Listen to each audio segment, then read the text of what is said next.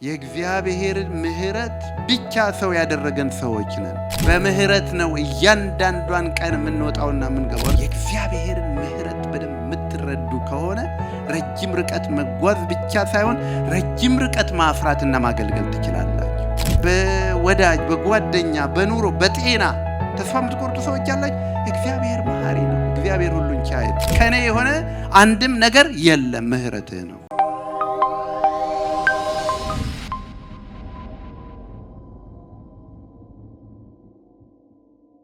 የእግዚአብሔር ቃል በብዙ መንገድ እግዚአብሔርን ይገልጠዋል። በክርስትና ሕይወት አንዱና ዋናው ነገር እግዚአብሔርን ማወቅ ነው።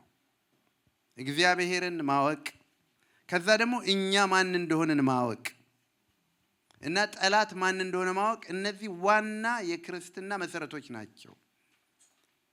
በእነዚህ ነው ተከበን የምንኖረው። ሰዎች ነን።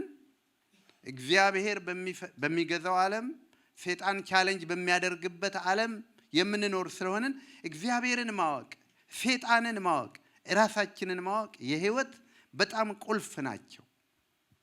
በጣም ዛሬ እግዚአብሔርን በማንነቱ በአንዱ ማንነቱ እንድናቀው ወዳለሁ። መዝሙር 107ንም ስለምንነጋገር እሱንም እንድታወጡ ጠይቃችኋለሁ። መዝሙር 107 እግዚአብሔር በታሪክ ውስጥ ከተገለጠበት ማንነት ውስጥ እግዚአብሔር መሐሪ ነው። እግዚአብሔር የምህረት አምላክ ነው። እንዲህም ብሎ ግን አይጠግብም የእግዚአብሔር ቃል። እግዚአብሔር በምህረቱ ባለጠጋ ነው ይላል። እግዚአብሔር ዲዘርቭ የሚያደርጉትን ምህረት ሳይሆን የሚሰጠው ለሰዎች ከሚገባቸው በላይ ምህረት በመስጠት የታወቀ ጌታ ነው። ስሙ ይባረክ።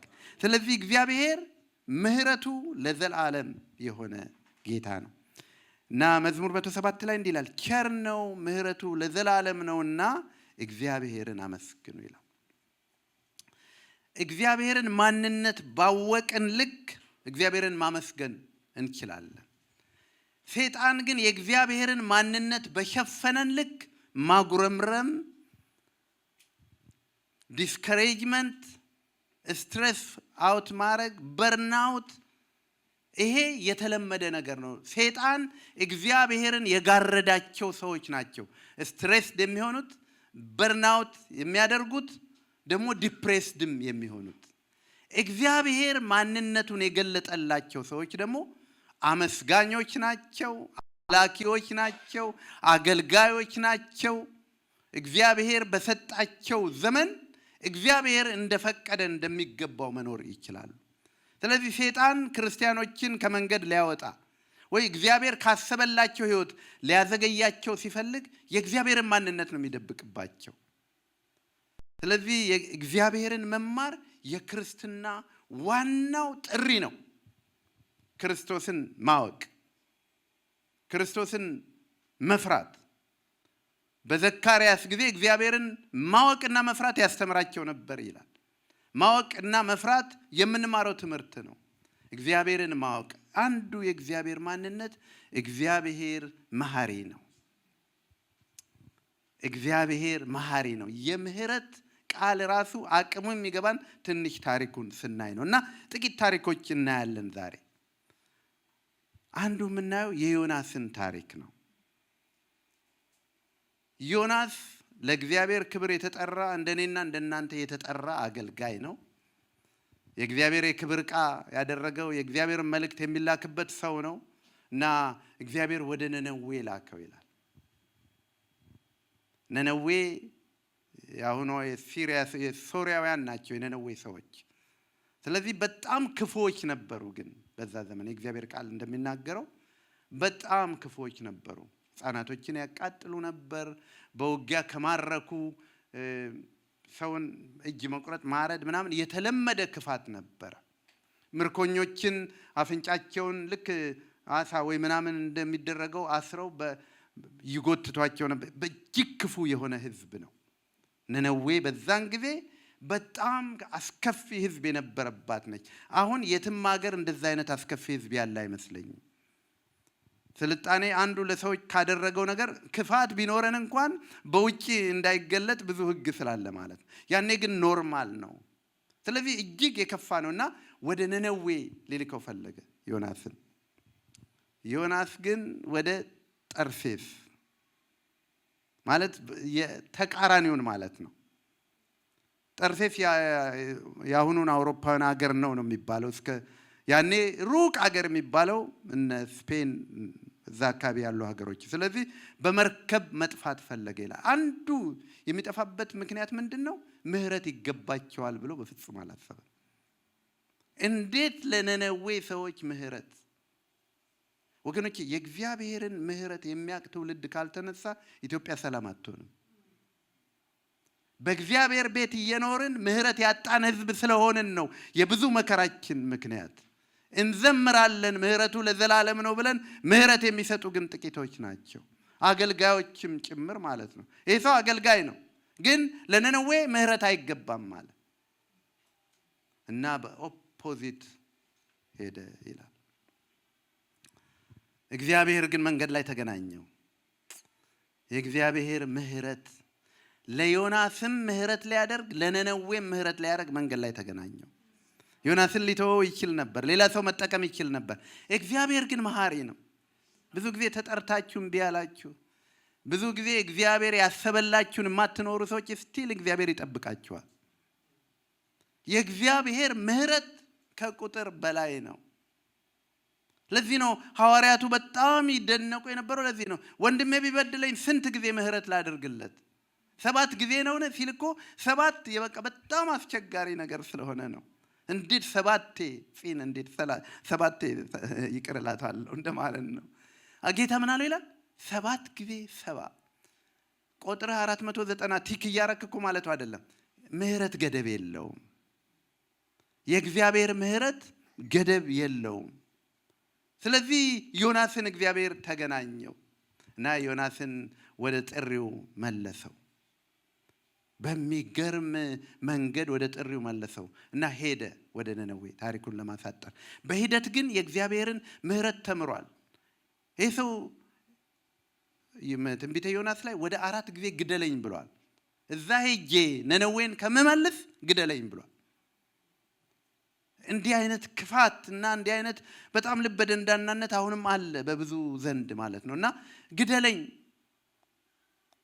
4 ጊዜ ግደለኝ ብሏል። የሚገርማችሁ ግን አሁን አንዳንድ እንዲህ ይባላል፣ ተሳስተህ አንድ ነገር ካልክ እግዚአብሔር አይደለም። እግዚአብሔር ያልነውን ሁሉ አድርጎብን ቢሆን በዚህ አንገኝም ነበር። የእግዚአብሔር ምህረትና ቸርነት ነው። አባቶቻችንም ታላላቆቹ ኤልያስ ሳይቀሩ እኮ በቃ እኔ ከአባቶቼ አልበልጥም ውሰደኝ ብለው ነበር እኮ። ግን መሐሪ ስለሆነ የአንደበታችንን ቃል እንኳን አይሰማም። የሚበጀንን የሚያውቅ ጌታ ነው። ስለዚህ በዚህ ሂደት ግን ዮናስ ያው ግደለኝ ያለ ሰው በአሳው ሆድ ውስጥ ሆኖ ግን ወደ እግዚአብሔር ለመነ ይላል። በምህረት ባለጠጋ ይሆን ከእግዚአብሔር አስበኝ አለ ይላል። እግዚአብሔር አሰበው እና ወደ ዴስቲኒው አደረሰው። መሐሪ እግዚአብሔር በመንገዳችን ላይ ተከትሎ ወደ ዴስቲኒያችን ያደርሳል። እግዚአብሔር ስሙ የተባረከ ይሁን። ደርሶ ስብከት ጀመረ። በጣም አጭር ቃል፣ አይ ቲንክ 10 ቃል የሚሞላ አይመስለኝም። ነነዌ በምናምን ሰዓት ያህል ትገለበጣለችና ንስሐ ግቡ። ይሄ ነው ሜሴጁ፣ ሌላ ምን ሜሴጅ የለውም። የሚገርማችሁ ግን ያ ክፉ ህዝብና ያ ክፉ ንጉሥ ልብሳቸውን ቀደዱ ይላል። ወደ እግዚአብሔር ተመለሱ ይላል። አሁንም ዮናስ ተናደደ። መጀመሪያ አልሄድም ብሎ ነበር። አሁን ደግሞ ሰብኮ ስብከቱ መሰረት ሲይዝ ተናደደ። አያችሁ አገልጋይ ሆነን ምን ያህል ልንሆን እንደምንችል፣ ክርስቲያን ሆነን ልባችን ምን ያህል ሊሆን እንደሚችል። ለዚህ ነው ወገኖቼ ራሳችንንና ልባችንን የምንመረምርበት ዘመን እግዚአብሔር ያደርግልን። ማነን? ውስጠኛ እንትናችን ማን ነው? ስለዚህ ዮናስ ቃሉ ቢወድቅ ይሻለዋል። ስብከቱ ከንቱ ቀርቶ እነሱ ቢጠፉ ይወዳል። እንዴት ነው የሚድኑት አለ። እግዚአብሔር ግን እንደዚህ አለ ይላል፣ ቀኝና ግራቸውን ማያውቁ ስንት ሰዎች አለኝ አለ? 120,000 ቀኝና ግራቸውን። እነዛን ወጣቶችን ነው ብዙ ባይብል ስኮላሮች ያንን ነው የሚሉት ይመስላል። ቀኝና ግራቸውን ማያውቁ 120,000 ሰዎች አሉ። ወገኖች አሁን እነዚህን ጄኔሬሽን ስታዩ በጸጉሩ ትናደዱ ይሆናል። አንዳንዱን ውጪ ስታገኙት በሆነ በትንሽ ነገር ትናደዱበት ይሆናል። እግዚአብሔር ግን የሚያየው ቀኝና ግራቸውን ማያውቁ ለሚቀጥለው ትውልድ ማሳደጋቸው የክብር ዕቃዎቼ ናቸው ነው የሚለው። ሰውና እግዚአብሔር በጣም ነው የምንራራቀው። ስለዚህ ትቆጣለህ እንዴ ያለው?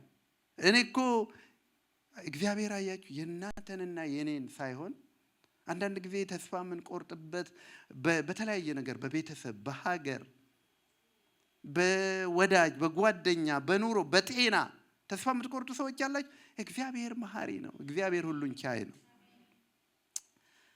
እና ተስፋ በሚያስቆርጥ ነገር የምንቆርጥበት ዋናው ምክንያት በሰው ሚዛን ስለምንመዝን ነው።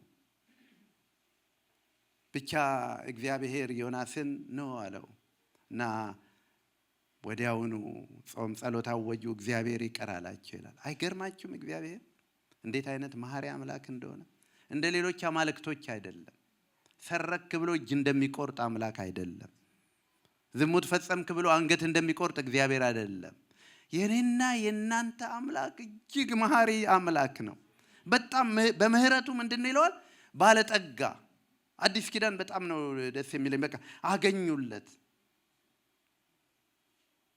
ጳውሎስ ራሱ እኮ አለ። አሁን ዮናስ ራሱን እንደዛ ያደረገው እኔ ጻድቅ ነኝ ብሎ ነው። ምህረት ምናምን ያጣው እነዚህ ኃጢአተኞች ናቸው፣ እኔ ጻድቅ ነኝ ብሎ ነው። ግን የክርስቶስ ምሳሌ የሆነ ጳውሎስ መጣና አንደኛ ጢሞቴዎስ ምዕራፍ 1 ላይ ግን እኔ አለ ከኃጢአተኞች ዋና የምሆን አለ ምህረቱን በእኔ ይገልጥ ዘንድ አለ። አያችሁ ራሱን ያየው ጳውሎስ ምንድነው? እግዚአብሔር የወደደለት ነገር ኃጢአተኛ ነኝ ነው የሚለው። ምህረቱን ደግሞ በላዩ ላይ ያያል ማለት ነው። ዮናስ ግን በፍጹም ምህረት ማየት አልቻለም። እግዚአብሔር ግን እንደዚህ ያደረገ። የሚገርመኝ ነገር ና አለውና ፀሐይ አወጣበት አይደለም ታሪኩ በጣም። ከዛ አንድ ቅል በቀለች ከፀሐይም ከለለችው ይላል። ከዛ ቆይታ ግን እግዚአብሔር እኮ አሜዚንግ ነው። በህይወታችሁ የሚሆን እያንዳንዱ ነገር እኮ ያለ እግዚአብሔር ዕውቀት እኮ አይደረግ። ከጸጉራችሁ እንደተባለው ከጸጉራችን ያለ እግዚአብሔር ፈቃድ የሚሆን ነገር የለም። እያንዳንዳችሁ አንዳንዶቻችሁ በቻሌንጅ ያላችሁ እነግራችኋለሁ እግዚአብሔር በምህረቱ ባለጠጋ ነው። አይችልም ነው የምትሉት? የማይችለው ነገር የለም። አይችልም እንዳይባል አይወድም ነው የምትሉት? በፍቅሩ መለኪያ የሌለው ነፍሱን ለወዳጆቹ አሳልፈው ከመስጠት ማዳን ይቀላል። ነፍሱን ግን ሰጥቷል እና ቅጠሏን አደረቃት ይላል። አሁን እንደገና ዮናስ ታስታውሳላችሁ። አሁንም ምን አለ በሞትኩ ይላል። ምን አናደደ? እቺ ቅጠል ደረቀች። አንተ ለቅጠል ታዝናለህ፣ እኔ ስንት ሺህ ህዝብ አለኝ። ወገኖቼ የእግዚአብሔር ምህረት በሆነ ሃይማኖት ኮንቴክስት ውስጥ ካለ መረዳት የበለጠ ነው። እግዚአብሔር በምህረቱ ምንድነው? ባለጠጋ ነው። ይሄንን ምህረት በደንብ የሚረዳ ሰው አንደኛ ሳይፈራ ይኖራል። እውነቴን ነው የምላችሁ። በሞት ጥላ መካከል እንኳን ብሄድ አንተ ከኔ ጋር ነህና ክፉን አልፈራም። ለምን? እግዚአብሔር በምህረቱ ባለጠጋ ነው። በኃይሉ ችሎት ታላቅ ነው። ማድረግ የማይችለው መፈወስ የማይችለው ማዳን የማይችለው ነገር የለም። እግዚአብሔር ትልቅ ስለሆነ ማለት ነው። እና የአገልጋይና የእግዚአብሔርን ምህረት በዚህ ሌላ እንድናይ የምፈልገው ታሪክ ደግሞ የሉቃስ ወንጌል ምዕራፍ 15 ላይ ያለው የአባትና የወንድም ቀደም አሁን የአገልጋይ ያሳየዋችሁ። አገልጋዮች እግዚአብሔር ልባችንን ይፈውስ። ወገኖቼ እኛ አገልጋዮች ከሆንን መለያችን የእግዚአብሔር ምህረት መገለጫ ነው፣ ሌላ ነገር አይደለም። አሁን ደግሞ ሉቃስ 15 ላይ የምታውቁት ታሪክ ነው። አባካኙ ልጅ ሀብት በሙሉ ይዞ ጠፋ። ወንድምየው ተቆጣ፣ በጣም ተቆጣ። አባት ግን ምህረት አደረገ። አሁንም አባት የሚገደው ስለጠፋው ገንዘብ አይደለም። አባት የሚገደው ስለጠፋው ስሙ አይደለም። ኢትዮጵያ አንድ ነገር እየሰማሁ ነበርና ለእርቅ የሚያስቸግሩ አንደኛ ነገሮች በደልን ስለመቁጠር እንደሆነ። በደል በጣም ነው የምንቆጥረው። ምህረት ግን በደልን አይቆጥርም። ፍቅር የራሱን አይፈልግም። ፍቅር በደልን አይቆጥርም። እና ይሄ አባት ስሙ የጠፋው እሱ ነው። የገሌ ልጅ ነው የተባለው። ሀብቱን ይዞ ሄደ የተባለው እሱ ነው። አልሞት ካልከኝ ብሎ ነው አውርሰኝ ያለው። ኦልሞስት እንደዛ ነው። ጠብቄ ሳይ የምትሞት አይደለምና ሀብት አውርሰኝ ነው ያለው። ግን አባት ምህረት አደረገለት። ወንድም ግን በጣም ተናደደ። እግዚአብሔር ከወንድም መንፈስ ይጠብቀን። አንዳንዴ የተጠራንበት እኮ የወንድም መንፈስ እርስ በርሳችሁ ነፍሳችሁን እስክትሰጡ ድረስ እንዲህ እንድትዋደዱ ተባብለን የተጠራ ነው እኮ። ግን ብዙ ጊዜ ያ አይታይም። ቤት ውስጥም ደግሞ ስለምናይ እኮ ነው። ከሁሉም አሁን እኛም ቤት እናያለን። በእያንዳንዳችሁ ቤት ያለ ይመስለኛል። እኛ ቤት ውስጥ ሼር ከማድረግ ይልቅ ውጭ ሼር ማድረግ ይቀላቸዋል። ምንም ነገር ማለት ነው።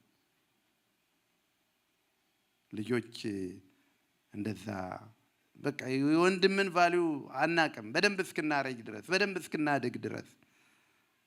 ለዚህ ነው መጽሐፍ ቅዱስ ውስጥ ብዙዎች በወንድሞቻቸው የተጠቁት። ለዚህ ነው ወገኖቼ ምህረት በወንድሞቻችሁ ላይ፣ ምህረት በእህቶቻችሁ ላይ፣ ምህረት በሀገራችሁ ላይ፣ ምህረት በሌሎች ዜጎች ላይ፣ ምህረት ብሔር በምትሉት ዘር በምትሉት ላይ ያንን ማለፍ ካልቻለ የክርስቶስ መገለጫ አይደለን።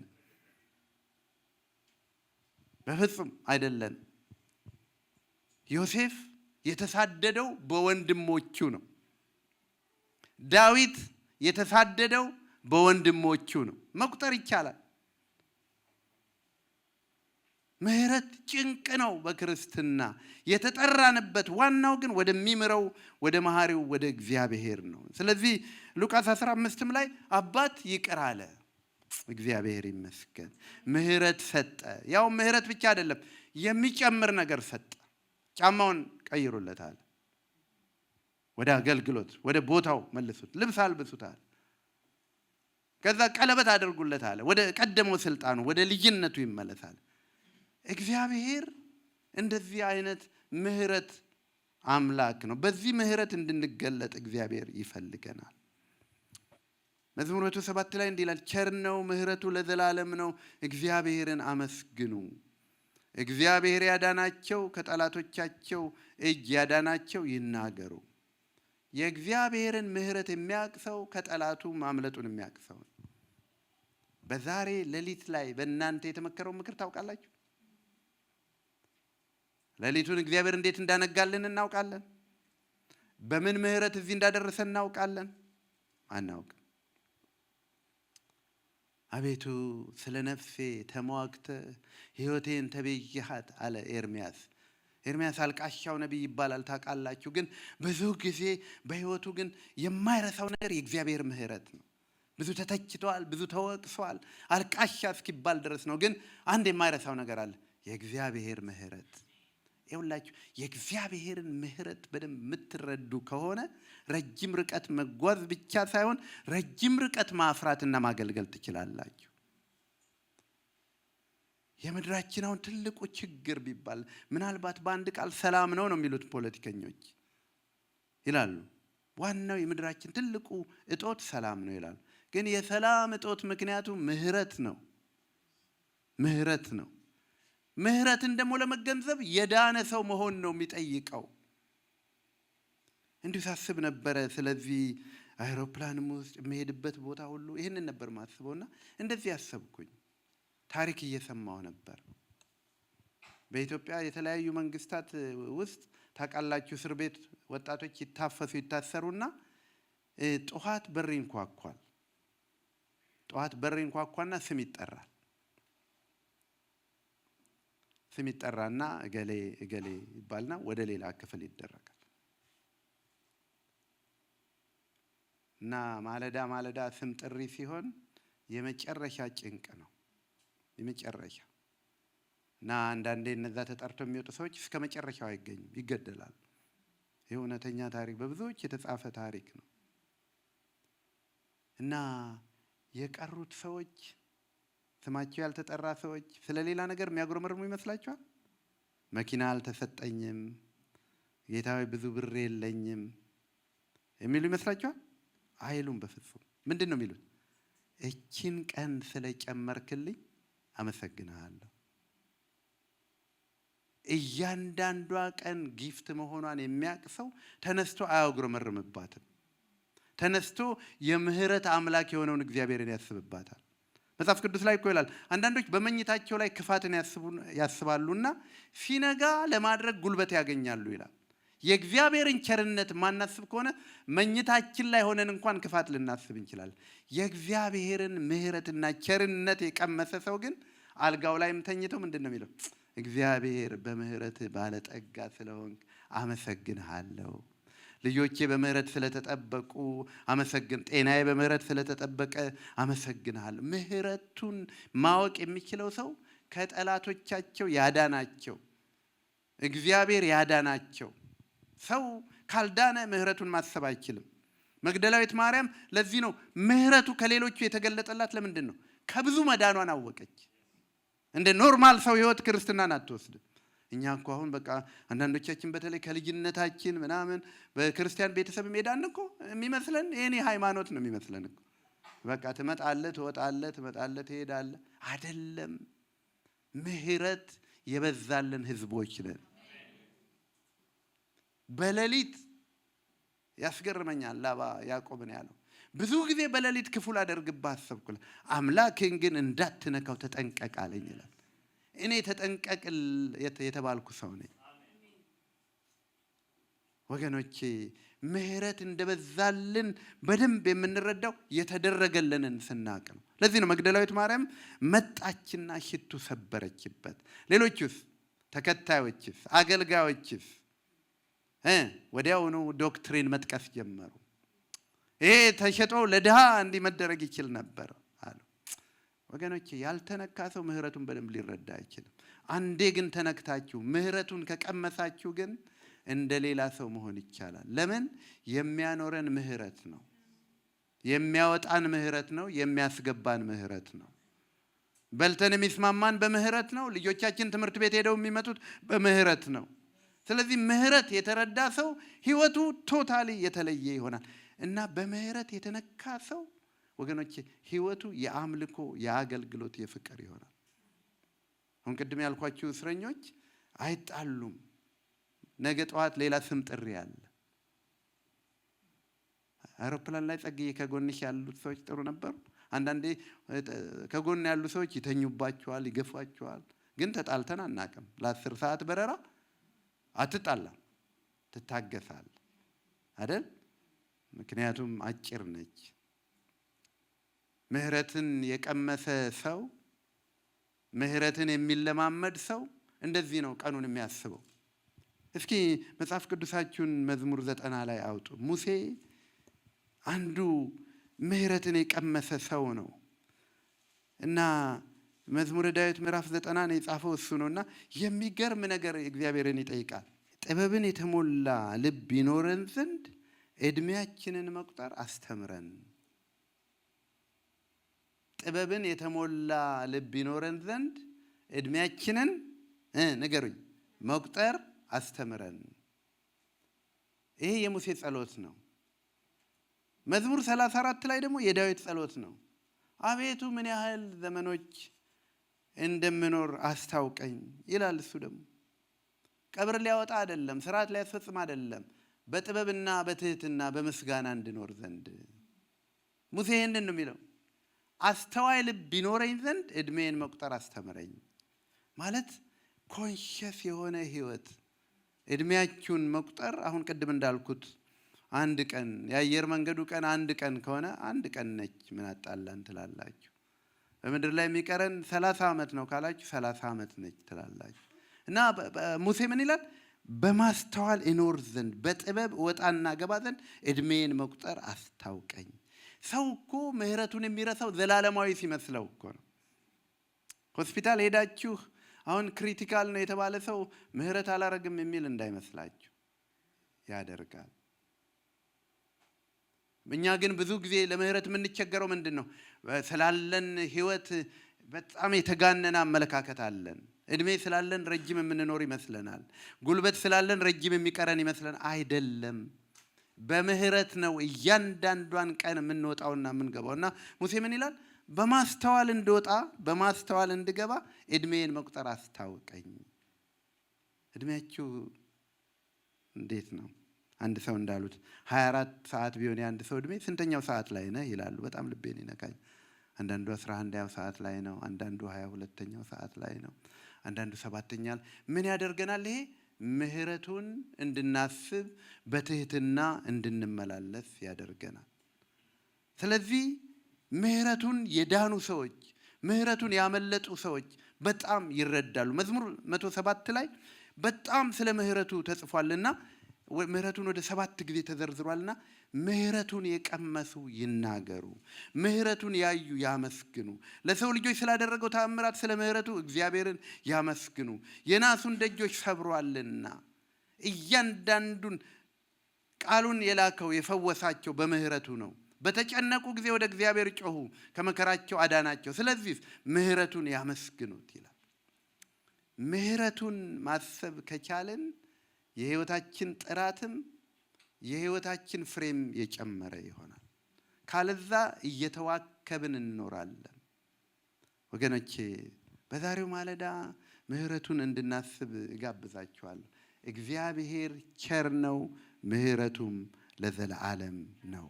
ሶስት ነጥብ ከአዲስ ኪዳንና ከብሉይ ኪዳን ተናግሬ እጨርሳለሁ። በብሉይ ኪዳን በጣም የሚገርም ምህረት የእግዚአብሔር ተገልጧል። በተለይ ዘጸአት 32 እስከ 34 ላይ እግዚአብሔርን ማምለክ ትተው ወደ ኋላ ተመለሱ። እግዚአብሔር ሲቆጣ የሚፈጃቸው ይመስል ነበረ።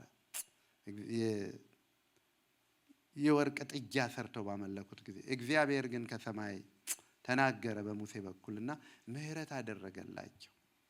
የእግዚአብሔር ምህረት በደልን ይሽራል። የእግዚአብሔር ምህረት ኢቭን በጣም ስተት ብቻ አይደለም፣ እግዚአብሔርን የካዱትን ሰዎች እንኳን መልሶ ይሰበስባል። እና ዘጸአት 32 እስከ 39 ድረስ በደለኛውን የሚያድንበት የእግዚአብሔር ምህረት ተገልጧል። ሁለተኛ ነጥብ ቅድም የገለጽኩላችሁ የዮናስን ታሪክ የኖሃን ታሪክ ብታዩ እግዚአብሔር ኃጢአተኞችን ይቅር ይላል። በዛ ምህረት ስንገለጥ ወገኖች ኢትዮጵያ ውስጥ አንድ ደግሞ የሚባል እዚህም ይባላል። ኢትዮጵያ ስል በአበሻው መካከል ማለት ነው። መቃብሬ ላይ እንዳይቆም። አይገርማችሁም? የሰው ልጅ ክፋት። መቃብርህን እንኳ ፕሮግራም ልታወጣ ትሞክራል። ሰሞኑን ኢትዮጵያ አንድ ትልቅ ኢሹ ነበረ። ሙሉ ወንጌል አንድ ኮንፈረንስ ተደርጎ ያልተጋበዙ ሰዎች ወጥተው መድረኩ ላይ ቆሙና ፎቶ ተነሱ እና በቃ በጣም መናወጥ ነበር። የሰማችሁ ሰዎች ካላችሁ እና እኛ አልጋበዝናቸውም ራሳቸው ናቸው የመጡት ምናምን ተባለ። እንኳን በመቃብርህ በፕሮግራምህ እንኳን ማመጥቶ እንደሚቆም አታውቅም። ግን የኛ የክፋት ልክ አንዳንድ ጊዜ በጣም ነው የሚገርምኝ። በመቃብሬ ላይ እንዳይቆም። ይሄ ከእግዚአብሔር ያልሆነ የክፉ ያጋንንት የሥጋ ሐሳብ ነው። ስለዚህ እግዚአብሔር ግን ምህረቱ ምን ያደርጋል ይላል? ኃጢአተኞችን፣ በደለኞችን፣ የጠፉትን፣ ጨካኞችን፣ ክፉዎችን፣ ግፈኞችን የሚመልስ ምህረት ነው ያለው። በዮናስ ታሪክ የምናየው ይሄ ነው። የጌታን የምህረቱን ባለጠግነት የምናየው በዚህ ነው። ሶስተኛ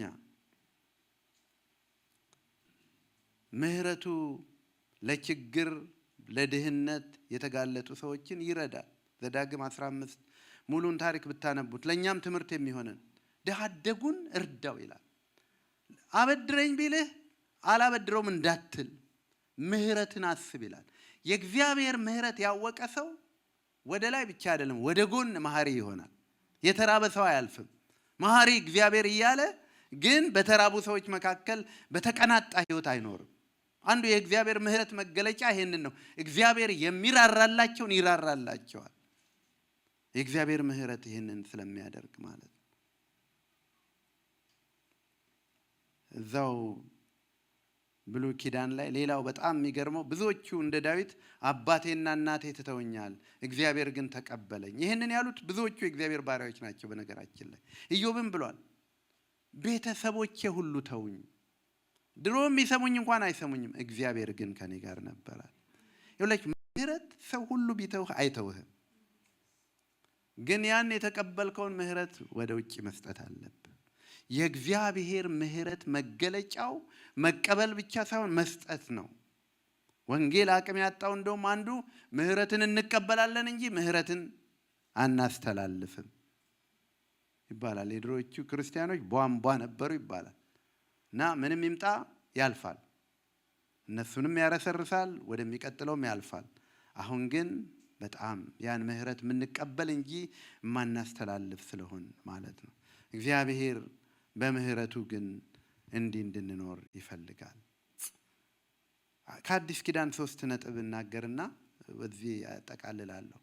በአዲስ ኪዳን ደግሞ ስለ ምህረት እግዚአብሔር ልጅ ኢየሱስ ብዙ ተናግሯል።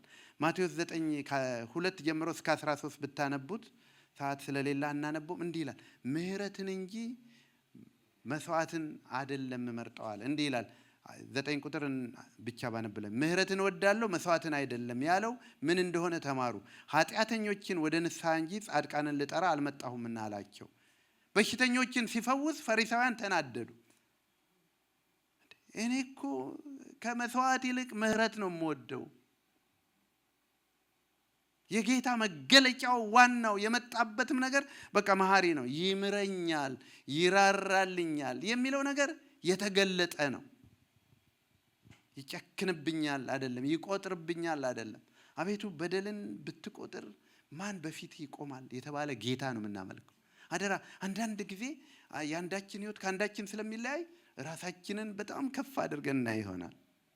በእግዚአብሔር ሚዛን ግን ሁላችንም የምህረቱ ባለ ድርሻዎችና በምህረት የቆመን በምህረት የምንወጣ በምህረት የምንገባ ነን። እግዚአብሔር ይሄንን በቃ በአእምሯችን ይጻፍልን ወገኖች። ካለዛ ሰይጣን ትራፕ ያደርገናል። ለዚህ ነው ታስታውሳላችሁ በመስገጃው በዌስተርን ዎል በሚባለው አንድ ፈሪሳዊና አንድ ኃጢአተኛ ቆመው ይጸልዩ ነበር ይላል በአዲስ ኪዳን አይደል? እና ያ ፈሪሳዊ እያየ ከዚህ ከጎኔ እንደሆነው ስላልሆነ በቀን ይሄን ያህል ስለምሰግድ ይሄን ያህል ስለማደርግ አመሰግንሃለሁ ነው የሚለው። ያ ግን ምን ብሎ ነበር የሚጸልየው ይላል? ወደ ላይ ቀና ብሎ ለማየት እየፈራ አቤቱ ምህረትህን ታስብ ዘንድ እለምንሃለሁ ይል ነበር። ከነዚህ ማን ጸድቆ ተመለሰ ይላል? ያኛው ጸድቆ ተመለሰ ይላል። ወገኖቼ የእግዚአብሔር ምህረት ብቻ ሰው ያደረገን ሰዎች ነን። ዳዊት ይሄ ገብቶታል። በጎነት ቢኖረኝ አለ ካንተ የተነሳ ነው። እንዴ ነው አንዳንዴ እኮ አእምሮዬ ስማርት ነው ትላለህ። እግዚአብሔር ነው ስማርትም ካረገ ያደረገው። ጉልበቴ አይደክምም ትላለህ። ካልደከመም እግዚአብሔር ነው ጉልበት የሰጠ። እኔ ጤናዬ በጣም ጥሩ ነው ጉንፋን አይዘኝም ትሉ አለ። ያ እግዚአብሔር ይመስገን ያደረገው እግዚአብሔር ነው። ሮጬ አልደክምም የምትሉ ሰብኬ ምናምን ድምጼ ጥሩ ነው። እኔ ነገር ከእግዚአብሔር የተነሳ ብቻ ነው። የተቀበልነውን ሁሉ የተቀበልነው ከምህረቱ የተነሳ ብቻ ነው። ሰው እንደዚህ ሲኖር በምን ትህትና መኖር እንደሚጀምር የእግዚአብሔር ደግሞ ሁሉን ቻይነት በዛ ሰው ህይወት እንዴት እንደሚገለጥ አስቡት። እግዚአብሔር ያደረገው ስለሆነ ነው። ስለዚህ በአዲስ ኪዳን ጌታ እንደዚህ ነው ያላቸው። ብዙዎችን ፈወሰ። ማቴዎስ 9ን አንብቡት። ግን ከዛ ተገረሙና ቻሌንጅ ላይ ያደረጉት እኔ እኮ ምህረትን እንጂ መስዋዕትን አይደለም አስቀድመዋል። ዋናው ምህረት ነው። ለጌታ ብዙ ነገር እያደረጋችሁ ቤታችሁ ምህረት መስጠት ካቃታችሁ ወገኖቼ ትረስት እግዚአብሔርን ማስደሰት አይቻልም። ምህረት በቃ የተጠራንበት ከረንሲያችን ነው። በየዕለቱ የምትመነዝሩት ነገራችሁ ምህረት መሆን አለበት። ምህረት ለአንተ፣ ምህረት ለአንቺ፣ ምህረት ለእንትና፣ ምህረት ለእንትና። የብዙ በሽታ ምክንያቱ ስትረስ ነው አይደል? ሐኪሞች እዚህ ያላችሁና አብዛኛው ስትረስ ደግሞ ስለ ሰዎች በማሰብ ነው። ምህረት የእግዚአብሔር መገለጫ ነው። ጌታ በቃ ማስቀድመው መስዋዕትን አይደለም ምህረትን ነው አለ። እግዚአብሔር ቤት ዝማሬው መለያችን መሆን አይችልም። መድረኩ መለያችን መሆን አይችልም። አለባበሳችን መለያችን መሆን አሸባሸባችን። እኛ እኮ አሁን የአፍሪካ እንኳን እኮ ምናምን ሲል ካየን እኮ ወጋው ምናምን የሚል ሰው ሁሉ ይኖራል። ሄለንዬን ያየኋት መስሎኛልና ምህረት ወገኖቼ እግዚአብሔር በምህረት ብቻ ነው ያቆመህ። ይህንን ደግሞ አንድ ቀን እኮ እናየዋለን በእግዚአብሔር መንግስት ስንገለጥ።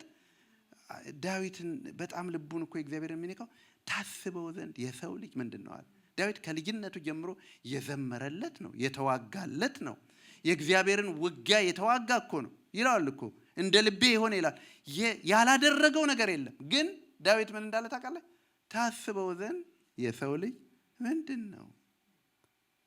በጎነት ቢኖረኝ ካንተ ብቻ እኔ ከኔ የሆነ አንድም ነገር የለም፣ ምህረትህ ነው። ሁለተኛ ነጥብ ከአዲስ ኪዳን ስለ ምህረቱ የምናየው ምህረት ለኖርማል ሰው የሚሰጥ አይደለም። ለካሃዲ፣ ለወንጀለኛ፣ ለአባካኝ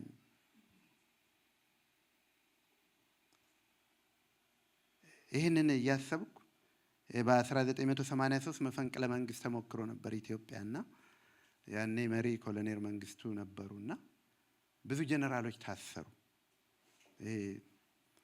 ብዙ ታሪኮች የታሪክ መጽሐፎች አሉ እና ብታነቡት የሚገርም ታሪክ ነው ያለው። ግን አሰብኩኝ አሁን እግዚአብሔር ቅድም በሲና ተራራ ሙሴና ያለው ህዝቡ በድሏል አይደል? ንጉስ ከሰማይ ተናገረና ና ወደ እኔ ያለው። አሁን ፕሬዝዳንቶች መፈንቅለ መንግስት የተሞከረባቸው ሰዎች ወደ እስር ቤት ሄደው እቅፍ እያረጉ ሁለተኛ እንደዛ አታርግ ቢሉ ምን አይነት ለውጥ በሀገር ላይ እንደሚመጣ ማወቅ ትችላላችሁ?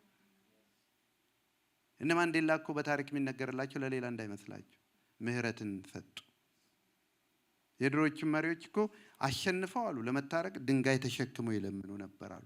ወንጌልን ያላወቀ ሰው እንኳን ምህረትን በደንብ ያውቃል። እግዚአብሔር በሲና ያደረገው እንደዛ ነው። በቃ ፈጃቸው ሲባል እሱ ግን ወረደና የተሰበረውን ጽላት ጠገነው። ምህረት የተሰበረን ነገር ይጠግናል። ሪሌሽንሺፓችን አንዴ ፈርሷል፣ በቃ እኔ ምናምን አይኑን እንዳላይ ምናምን የሚባል በክርስትና መዝገበ ቃላት የለም። እግዚአብሔር የምህረት አምላክ ስለሆነ ማለት ነው። እና ሁለተኛ የምናየው ይሄንን ነው። እግዚአብሔር የተሰበረን ሪሌሽንሺፕ ይጠግናል፣ ከሃዲዎችን በጸጋው ይሾማል። ስለ ምህረት ነው ዛሬ የተነጋገርነው። ይኸውላችሁ ምህረት የተሰራን ነገር ይቅር የሚል ነው። ጸጋ ደግሞ የማይገባው ቦታ የሚያስቀምጥ ነው። እግዚአብሔር እንደዛ ነው ያደረገው። የካዱትን ሰዎች ምህረት ሰጠና የማይገባቸውን ደግሞ በጸጋ ወስዶ አስቀመጣቸው። እግዚአብሔር እንዲህ ነው ያደረገን እኔና እናንተ።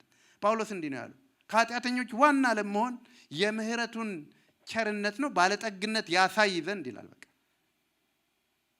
ከሃዲነቴ ኃጢአተኝነቴ ሲበዛ እሱ ግን ምህረቱን በእኔ ላይ ገለጠ ይላል። እንዲህ ይላል አንደኛ ጢሞቴዎስ 1 ላይ ጳውሎስ ራሱን እንደሚል ኃጢአተኞችን ሊያድን አንደኛ ጢሞቴዎስ ምዕራፍ 1 ከ15 ከ16 ነው። ኃጢአተኞችን ሊያድን ክርስቶስ ኢየሱስ ወደ ዓለም መጣ የሚለው ቃል የታመነና ሁሉ እንዲቀበሉት የተገባ ነው። ማንን ነው የሚያድነው? ጌታ ንገሩኝ ባካችሁ፣ ማንን ነው የሚያድነው? ይሄ የእግዚአብሔር ምህረት ነው። እናንተ ሰዎች በጣም በእግዚአብሔር ቤት ራሱ ትንሽ ሰው ቆሽሾ ወይ አፉ ሲሸት ካዩ ነገራቸው ይቀያየራል። ይሄ የእግዚአብሔር እንግዶች መቀበያ ስፍራ ነው። ደግሞ ድሆችን ለመቀበል ነው የተዘጋጀው። ምስኪኖችን፣ የተጣሉ ሰዎችን ለመቀበል እግዚአብሔር ያዘጋጀው ቤት ነው እና የተገባን ይልና ከኃጢአተኞች ይላል። አያችሁ፣ ኃጢአተኞችን ሊያድን ክርስቶስ ወደ ዓለም መጣ የሚለው ቃል የታመነ ሁሉ እንዲቀበሉት የተገባ ነው ይልና ከኃጢአተኞችም ዋና እኔ ነኝ። ምን አለ ጸባችን እንዲህ ቢሆን ነው እኔ ነኝ ዋና ምናምን ብንል። አሁን እኮ ዋና ነቢይ ምናምን ነው ችግሩ እኮ። ዋና ፓስተር፣ ዋና ዶክተር፣ ዋና አዋቂ እኮ ነው። አሁን እኮ ይሄ ነው ትልቁ ችግሩ እኮ። ማን ነው? ይሄ ነው። ሐዋርያቱ የሚያደርጉ የነበሩ ከእኛ ማን ነው የሚበልጠው? ትልቅ ማን ነው? ትልቅ ጳውሎስ ደግሞ እዚህ ላይ እግዚአብሔርን ደስ የሚያሰኘው ከኃጢአተኞች ዋና መሆን። በቃ እንዳትወስዱብኝ ይሄን ማድረግ ይላል። ከኃጢአተኞች ዋና መሆን የሚቀና ሰው ነው እንጂ እኮ ብዙ ጥፋት ሲያጠፋ እኮ አታዩም። ማለት ከሴቶች ጋር እንዲያደረግኩ ከገንዘብ ጋር እንዲያደረግኩ ምናምን እኮ የሚል የለውም። ግን ስለ ስሙ ቅናት ነው የሚሆነው። ስቲል ግን አንድ ነገር ገብቶታል። ከኃጢአተኞች ዋና እኔ ነኝ አለ። ምህረት የገባው ሰው ራሱ እንደዛ ነው የሚያየው። ጎኑ ያለውን ሰው አይደለም አሁን እቺ ማገልገል አለባት ይሄ ማገልገል አለበት ምናምን አይልም። ምህረት የገባው ሰው እኔ በቤት ስለተቀመጥኩ ነው የሚለው። እዚህ መቀመጤ እኔ ማን ነኝ ነው የሚለው። ታስበው ዘንድ የሰው ልጅ ምንድን ነው የሚለው። ይሄ የእግዚአብሔርን ልብ ደስ ያሰኘዋል። ምክንያቱም ምህረቱን አናክፋፋማ። ስለዚህ ከኃጢአተኞች ዋና እኔ ነኝ። ስለዚህ ግን ይላል የዘላለምን ሕይወት ለማግኘት በእርሱ ያምኑ ዘንድ ላላቸው ሰዎች ምሳሌ እንደሆን ኢየሱስ ክርስቶስ ዋና በመሆን ዋና ኃጢአተኛ በመሆን በእኔ ላይ ትዕግስቱን ሁሉ ያሳይ ዘንድ ምህረትን አገኘሁ ይላል። ምህረት ያገኛችሁ ቆሙ እስኪ። ምህረት ያገኛችሁ ሰዎች ምህረት ይህም ምህረት በደንብ ካልገባን ሃይማኖተኞች ነን ስለለመድ ነው የምናውቀው ሰው ስላለ እንመጣለን እንወጣለን እንገባለን። ምህረቱን ግን ከተለማመድን ወገኖች ሌላ ታሪክ ነው። ምህረቱን የተለማመደ ሶስተኛው ነጥብ ምህረቱ ለዘላለም አዳነን። ሮሜ 9 ላይ ቀራንዮ የመስቀሉ ስራ ያሸነፈው በምህረቱ እንደሆነ ይናገራል። ጴጥሮስ ደግሞ እንደዚህ ይላል። ጴጥሮስ ቀደም ጳውሎስን አየ። ጴጥሮስ ደግሞ ኢየሱስ ክርስቶስ ከሙታን በመነሳቱ ለሕያው ተስፋና ለማይጠፋ እድፈትም ለሌለበት ለማያልፍ ርስት እንደ ምህረቱ ብዛት ሁለተኛ ይወለደን ይላል። የተወለድሽው እንደ ምህረቱ ብዛት ነው። የተጎበኘኸው እንደ ምህረቱ ብዛት ነው። እኔ በፊታቸው የቆምኩት ጌታ በሚያውቀው በምህረቱ ብቻ ነው። በምህረቱ ብቻ ነው። አንድ ሰው ኢትዮጵያ በዛን ክፉ ዘመን አገለግለው አሉ። መጥተው ሲያገለግሉ በጣም የእግዚአብሔር ጸጋ ተገለጠ አሉ እና ፈውስ ምናምን ብዙ ነበርና ስትጸልይ መሆን አለበት ያደርከው ሲሏቸው ሰዓት እላፊ ተይዤ እስር ቤት ነው ያደርኩት አሉ። ምህረት ነው። በእግዚአብሔር ቤት የሚሰራው ነገር ምህረት ነው። በእኛ የሚሰራው ምህረት ነው። በእኛ የሚሰራው ጸጋ። ከዚህ የተረፈ ነገር የእግዚአብሔርን ጸጋ የሚጋፋ የእግዚአብሔርን መሐሪነት የሚጋፋ ነገር ነው እና እንደ ምህረቱ ብዛት ሁለተኛ የወለደን የጌታችን የኢየሱስ ክርስቶስ አምላክና አባት ይባረክ። አየህ፣ አመስግን ተብለህ አታመሰግንም። አምልክ ተብለህ አታመሰግንም። ምናልባት ድምጻቸው ጥሩ የሆነ ሰዎች ሲዘምሩ ትዘምሩ ይሆናል። አምልኮ ግን እንደዛ አይደል። ምህረቱ በደንብ ሲገባ ማንም ሊያስቆምህ አይችልም። በሌለ ባለ ድምጽህ ጌታን ታመሰግነዋል። ስትወዱ ምህረቱን ስትቀምሱ እንደዚህ ነው የምትሆኑት። ስለዚህ ምህረቱን ሁሌ እናስብ። ስለ ምህረቱን እናመስግን። ምህረቱን እንቀበል። ምህረቱን እንስጥ። ያኔ አቅም እናገኛለን። በህይወታችን ሰላም ይበዛል። ተስፈኞች እንሆናለን። ጨለምተኞች አንሆንም። የእግዚአብሔርን ምህረት የሚያስብ ሰው ጨለምተኛ አይሆንም። ሰይጣንም ተስፋ ሊያስቆርጠው አይችልም። ለእግዚአብሔር ማይቻለው ነገር የለም። በፍጹም ነገር የለም። ጉንፋን ይፈውሳል ብለህ ካመን ካንሰር ምኑ ነው? በሰው ልክ እኮ ነው የሄድነው። ነገ የሰው ልጅ ካንሰር መድኃኒት ሰራ ሲባል አይ ካንሰርማ ድናለሁ ስትል አስበው። እግዚአብሔር ሁሉን የሚችል አምላክ ነው። መሐሪ ደግሞ አምላክ ነው። ስሙ የተባረከ ይሁን።